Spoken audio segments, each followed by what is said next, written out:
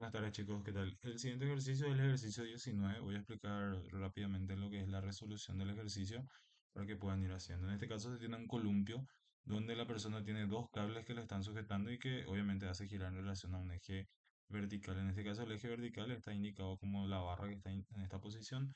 Nos da a nosotros el valor de eh, sería en este caso la frecuencia, donde la frecuencia para el ejercicio, voy a cambiar este punto porque no se visualiza bien, sería en este caso también el color azul ah. Entonces en este caso la frecuencia sería igual a 32 RPM. Entonces para tener en cuenta la frecuencia entonces es 32 revoluciones, que es el número de vueltas sobre minuto, 1/minuto. Entonces, para pasar esto, nosotros tenemos que utilizar la relación de que un minuto es 60 segundos. Entonces, 32 por 1/minuto por un minuto sobre 60 segundos. Entonces, con eso determinamos el valor de la 32 dividido 60, para nosotros la velocidad angular, o sea, perdón, la frecuencia. Y con eso determinamos la velocidad angular. En este caso esto se cierra, queda entonces 0,53, 0,53, 1 sobre segundos, que es la unidad de medida de Hertz. Entonces la velocidad angular es 2pi por frecuencia, donde va a ser en este caso 2pi por el valor de 0,53. Entonces omega va a ser igual a 2pi por 0,53, dando como resultado 3,33 metros por segundo, perdón, radianes por segundo. Entonces, ya teniendo la velocidad, lo que nosotros tenemos que enfocarnos después es lo que es el diagrama de cuerpo libre de la persona que está en esta posición. ¿Cuáles serían las fuerzas actuantes? Nosotros tendríamos el valor de la fuerza peso, que sería el peso actuante de la persona, donde esto sería nuestro peso total. ¿Por qué hablamos del peso total? Porque nos da a nosotros de manera separada cuánto es el peso del asiento y cuánto es el peso de la persona. Entonces, nuestro peso total sería peso de la persona más el peso del asiento. Entonces sería 225 más 825. Y el peso total entonces sería en este caso 825 más 255, dando un total de 1080 newton. 1080 newton. Y con eso ya tenemos el valor del peso total. La otra fuerza que actuarían en este caso serían las tensiones en los cables. Tenemos una tensión 1, que llamarle tensión horizontal, y la tensión 2, que sería en este caso la tensión que es vertical. La característica de la tensión 2 es que está formando un ángulo de 40 grados con respecto a la vertical. Y obviamente tengo también que considerar, ya que está en movimiento rotacional, la aceleración centrípeta. Entonces, en este caso, con esas condiciones nosotros armamos nuestro DCL. Tenemos entonces nuestros ejes, que sería el eje Y, el eje X. Tenemos la tensión 1, que es horizontal. Tenemos la tensión 2, que es y oblicua, con un ángulo de 40 grados con respecto a la vertical. Y después tenemos el peso, que es en este caso nuestra fuerza conocida. La aceleración centrípeta en este caso va en dirección horizontal. Entonces en este caso hago la sumatoria de fuerza en el eje X igual a 0.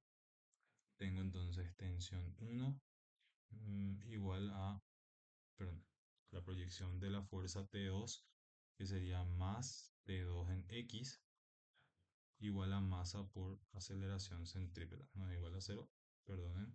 Sería masa por aceleración centrípeta. Entonces, en este caso, lo que nosotros tenemos que determinar es cuánto es el valor de la componente en X de la tensión 2, Tx. Entonces, nuestro cálculo auxiliar sería Tx, va a ser la tensión 2 por seno del ángulo de 40, porque es el ángulo opuesto, o sea, el cateto opuesto al ángulo de 40, que es este valor de acá. Y la T en I es, en este caso, T2 por coseno de 40 grados. Agrego eso como las fórmulas adicionales que vamos a estar utilizando. Entonces, la primera sumatoria de fuerza yo tengo entonces tensión 1 por más tensión 2 por en X igual a masa por aceleración centrípeta, la expresión sería entonces T1 más la tensión 2 por por seno de 40 igual a masa por aceleración centrípeta. Y obviamente nosotros recurrimos a la otra ecuación, sumatoria de fuerza en I igual a cero. Tengo entonces solamente la componente en I, que es TI, T2 en I, menos el peso, y esto tiene que ser igual a cero. Entonces esta tensión 2 va a ser para nosotros la fuerza que podemos determinar primero, T2 en I. ¿Por qué? Porque al reemplazar en la primera ecuación, ¿qué es lo que yo voy a tener? T2 en I es T2 por coseno de 40 menos el peso, que es mg, igual a cero. Entonces, T2 coseno de 40 se puede escribir entonces como mg. Entonces, el valor de T2 va a ser igual a mg sobre coseno de 40. Entonces, en este caso, lo que vamos a hacer es determinar el valor de la tensión 2 y después con eso resolver la ecuación 1. ¿Cuáles son los datos para nosotros? Tenemos el peso que es 1080, entonces para este caso esta expresión ya no hace falta que yo cambie por mg, pero vamos a utilizar también esa expresión porque yo necesito el valor de la masa. Entonces, peso total aquí tiene que ser igual a la masa total por la gravedad. En este caso nosotros trabajamos en la otra ecuación con masa total. Entonces esto es igual a 1080 igual a la masa que no conozco porque no me da la masa, pero me da el peso. Y la gravedad voy a utilizar 9,8. Entonces en este caso la masa total va a ser igual a 1080 sobre 9,8. Entonces ya puedo tener la masa total de los dos cuerpos juntos. 1080 dividido 9,8 da como resultado 110,2. 110,2 kilogramos, que sería el sistema de referencia. Entonces, este valor yo puedo meter nuevamente en la ecuación de acá o directamente lo que yo voy a hacer es escribir esto como el peso total sobre coseno de 40 grados. Entonces, T2 va a ser igual a 1080 sobre coseno de 40. Entonces va a ser 1080 sobre coseno de 40 igual a 1409,84. 1409,84 newton. Y con ese valor lo que yo hago es utilizar en la ecuación 1, ya que en este caso mi sistema de ecuaciones está conformado por dos expresiones. La primera sería en este caso tensión 1 más tensión 2, que es 1409,84, igual a la masa, que es en este caso 110,20 por la aceleración centrípeta. Es mi ecuación 1. Y la otra ecuación era la de T2 por coseno de 40 igual a peso total, que era 1080. Yo lo que hice de esta ecuación es utilizar para sacar el valor de T2, que es 1409,84 newton. Y lo que necesito para poder resolver este ejercicio es saber cuánto vale la aceleración centrípeta. Entonces recurrimos nuevamente a lo que es la velocidad angular porque ya tengo conocido el movimiento circular del cuerpo. Y lo que hago en este caso es determinar aceleración centrípeta, que va a ser velocidad angular al cuadrado por radio. Tengo el valor del radio en el gráfico, donde a mí me marca, recuerden que es una circunferencia horizontal, entonces ese valor representa el radio. Y tenemos entonces, perdón, tenemos entonces en este caso el valor de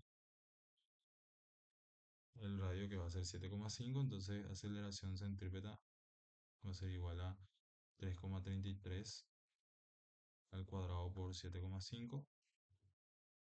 Entonces aceleración centrípeta va a ser igual a 3,33 al cuadrado por 7,5. 83,17.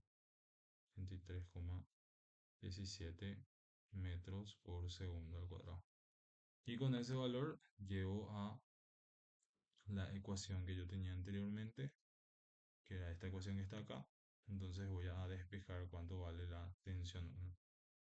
Entonces acá yo voy a tener tensión 1 más 1409,84 igual a 110,20 por 83,17. Entonces tensión 1 va a ser igual a 110,2 por 83,17. Da como resultado 9165,33. 9165,33 menos 1409,84. Lo que hice fue pasar esta expresión al segundo miembro con signo cambiado. Entonces la tensión 1 va a ser igual a, con la tensión 1, sí, va a ser 9165,33 menos 1409,84, dando como resultado 7755,49 newton. Y con eso ya tengo entonces todos los valores conocidos. Entonces ya tengo el valor de la aceleración, tengo el valor de las tensiones en cada uno de los cables y eso ya sería la respuesta del ejercicio.